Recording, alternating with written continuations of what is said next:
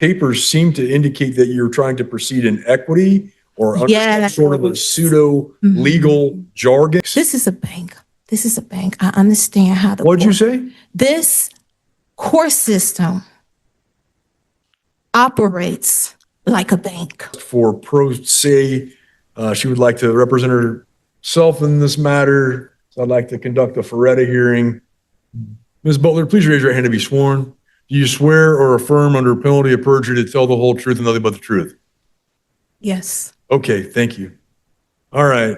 Are you under the influence of any alcohol or drugs today? No. All right. Have we set a trial in your case? I was going to get back in the calendar here. Get back in the file, rather. I closed it.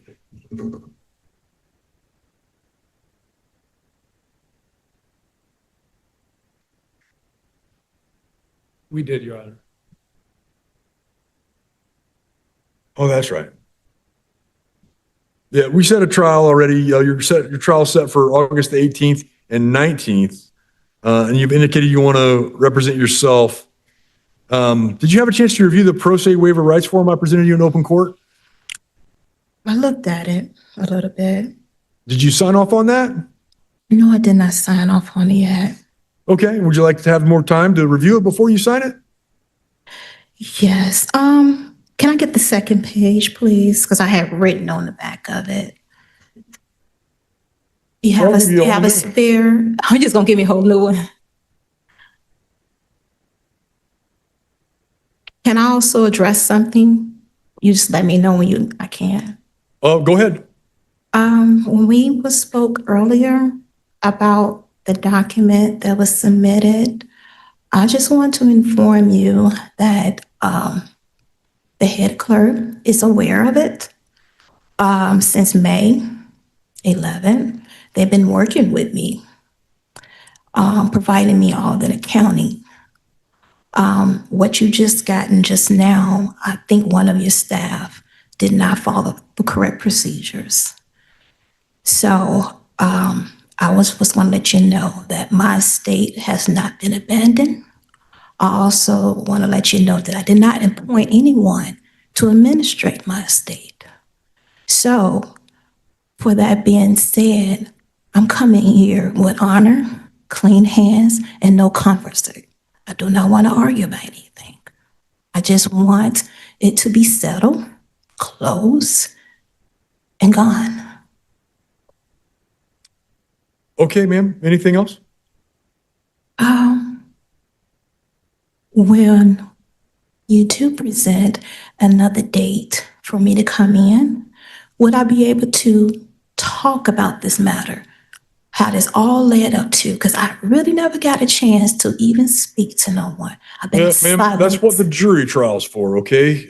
All the facts and circumstances related to the case, the state's evidence, everything of that nature would come out during the jury trial. So I need to go through this Faretta hearing with you, ma'am. Okay. You've indicated you want to represent yourself at trial. You have a right to do that, just as you have a right to have counsel present and have a court-appointed counsel if you can't afford one. But before I make that decision final, I want to make sure you understand what you'll be giving up.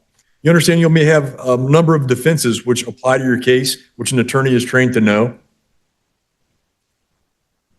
Do you understand that? I comprehend. Okay. And do you realize that if you were convicted of the offense in this case, that you're facing a possible penalty of 2 level 6 felonies? So each one of those would carry between 6 months to 2.5 years in prison. So the total combined penalty could be 1 year to 5 years in prison. Do you understand that that's the possible penalty?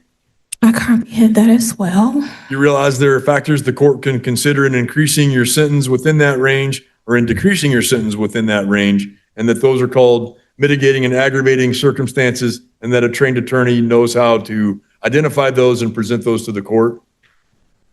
I comprehend that. Okay.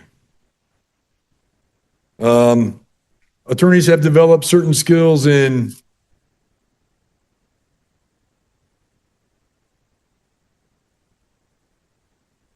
investigating your case, interrogating witnesses, and finding favorable witnesses and obtaining their testimony. They can explain the charges and any lesser included offenses to you. They can gather documents and other kinds of written evidence. They can prepare and file motions before trial, such as motions for a speedy trial, motions for discovery, motions to keep unfavorable information from being received as evidence. They know how to examine and cross-examine witnesses at trial. They can recognize objectionable and unfavorable evidence and promptly object to its use. They can present favorable sentencing information and attack unfavorable sentencing information. At a jury trial, they can present favorable opening and closing statements, prepare appropriate written jury instructions, and select a jury. They have the training, knowledge, and skill at properly preserving the record of the case for purposes of an appeal. An attorney can also evaluate the strengths or weaknesses of the case against you and give you expert advice on whether you should attempt to seek a plea agreement with the state, which may result in the dismissal of some of the charges and a recommendation for a favorable sentence in return for your plea of guilty. Do you understand all that? I comprehend it. Okay. You must understand if you decide not to have an attorney, you will not receive any special treatment with your defense.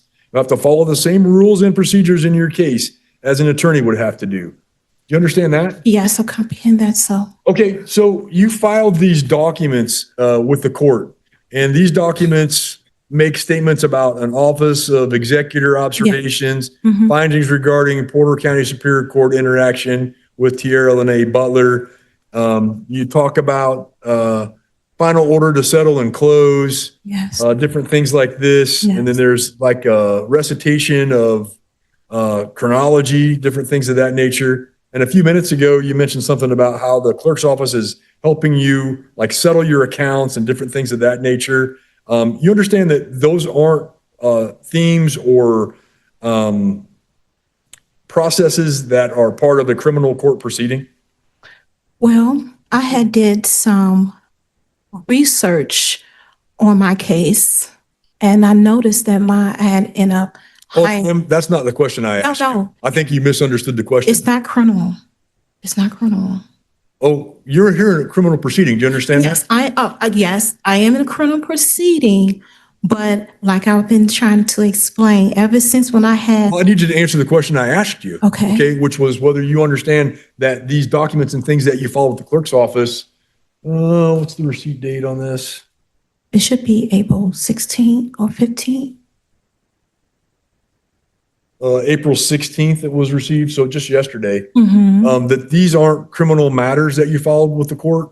Those are criminal matters, the violations that have been held against me. Yes, that's a lot of violations. You understand they're not, though. I mean, these aren't things of a criminal nature that would be part of this criminal case. Well, you saying what I just found is not what criminal? This Explain a little bit document, clearer. these papers seem to indicate that you're trying to proceed in equity or under Yeah, that's sort of a pseudo legal jargon, some type of Is we in the Article Court 3 right now? say again? Are we in the Article Court 3 right now? I don't understand what you mean. This is the Means Supreme that, Court of Porter County. okay, so we basically still in the same court as administrator. So you're basically trying to administrate a mistake. What I was letting you know. Okay, Ms. Butler, you understand that these administrative things that you're talking about aren't part of this court proceeding? I know, I'm aware of that. I was talking to myself, but what I'm saying is I have done some research, okay? And I actually wanted to address it, and I'm not getting no assistance with the public defender, okay? What are you trying to address, ma'am?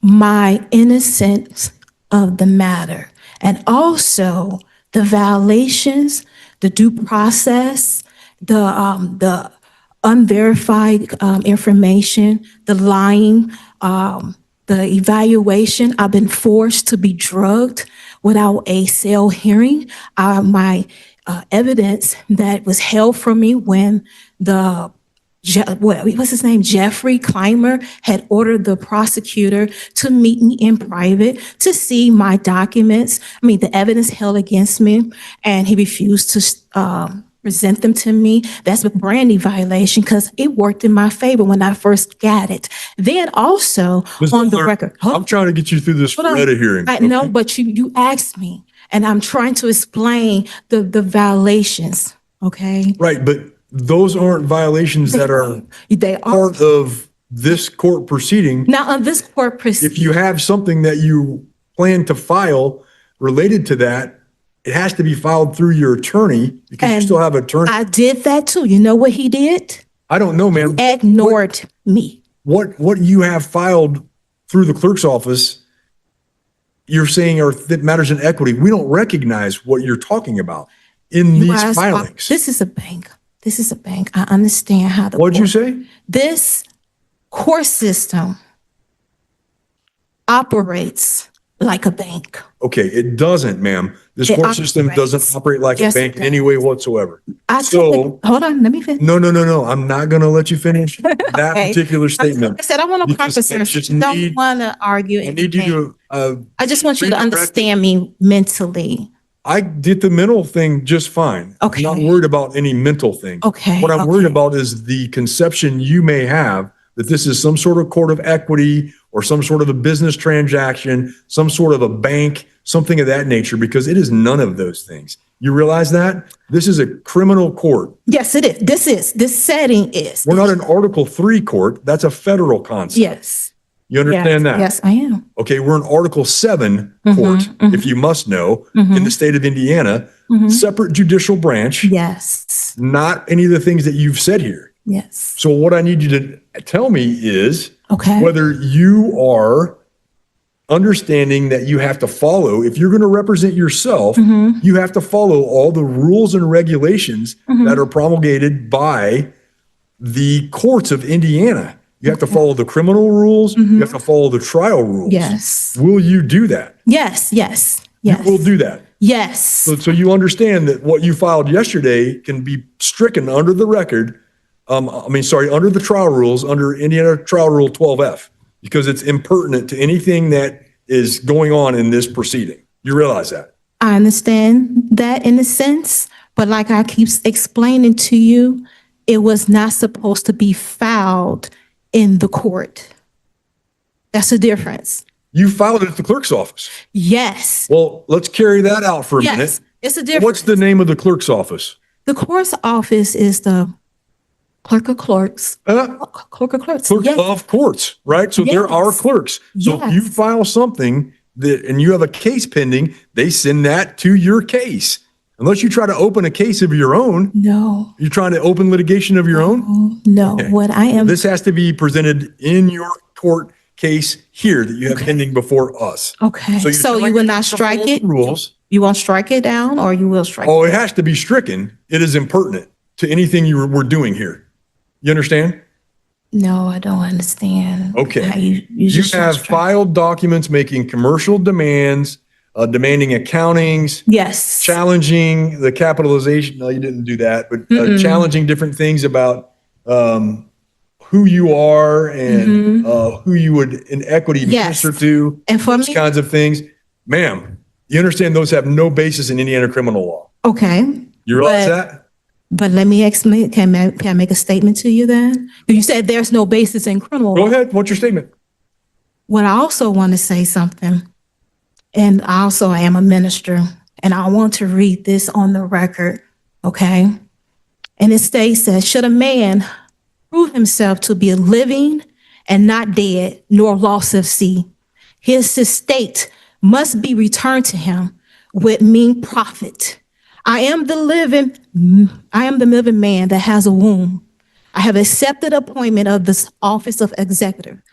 As such, this office gives notice of its accusations and findings. And now I have issued orders, okay? And in the scripture, the living and the spiritual man judgeth over all things, yet he shall be judged by no man. And that's 1 Corinthians chapter 2, verse 15. Like I said, I came here with clean hands.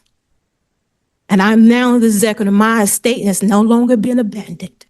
And I don't allow no more trespassing and interloping upon and administrating it. I discovered a lot of things along the way, put me in this position.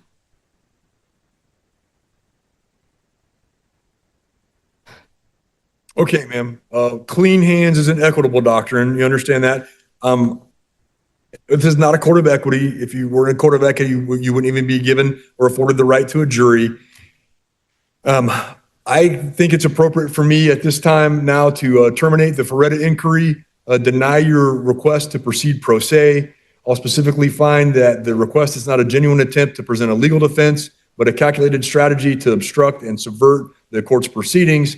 The defendant's utilizing rhetoric of what would typically be called a sovereign citizen movement, No. including raising nonsensical No. challenges No. and attempting to apply commercial law to criminal prosecution No. or equitable law. No, that's not Ma'am, you true. keep saying no, but you're talking over me and I don't appreciate it because I'm trying to rule. The right of self-representation is not a license to abuse the dignity of the courtroom or nor relevant rules of procedure and substantive law. Based on the defendant's filings and her statements in open court, court finds she's unwilling to comply with rules of procedure and intends to use self-representation solely for deliberate disruption of the proceedings. The request to proceed pro se is denied and appointed counsel will remain on the case. We're adjourned. Today, we examine a fascinating and increasingly common courtroom standoff, a collision between standard criminal procedure and the alternative legal theories often associated with the sovereign citizen movement. This hearing in Porter County involves defendant Tiara Butler, who faced charges including level 6 felonies, carrying a potential sentence ranging from 1 to 5 years in prison. Throughout the proceedings, the tension centers on Butler's persistent attempt to represent herself while simultaneously rejecting the foundational authority of the criminal court. Rather than engaging with standard criminal defenses, Butler insisted on introducing pseudo-legal and equity-based arguments. She submitted documents to the clerk's office demanding accountings, claiming her estate had not been abandoned, and asserting that the court system operated like a bank or an administrative agency rather than a legitimate criminal tribunal. Citing biblical passages and principles of equity, Butler argued that she was a living person acting as the executive of her own estate, thereby attempting to bypass criminal charges altogether. The prosecution and the presiding judge maintained a steady anchor in established law, explaining the realities of a criminal trial and the serious nature of the felony charges against her. The judge carefully walked through a standard Faretta inquiry, detailing the extensive advantages of having trained counsel, from handling discovery and cross-examination to navigating rules of evidence and preserving the record for appeal. The critical turning point came when Butler repeatedly disrupted the court, refusing to acknowledge that commercial and equitable doctrines have no basis in Indiana criminal law. Recognizing that the request for self-representation was not a genuine attempt to mount a legal defense, but rather a strategy to obstruct and subvert the proceedings, the judge made a decisive ruling. The court terminated the Faretta inquiry, denied Butler's request to proceed pro se, and ordered that her appointed counsel remain on the case, firmly establishing that the right to self-representation is not a license to disrupt the dignity of the courtroom. What are your thoughts on how the court handled these alternative legal arguments? Let us know in the comments below. Give this video a thumbs up if you found this breakdown insightful, and subscribe for more legal commentary and true crime case analyses.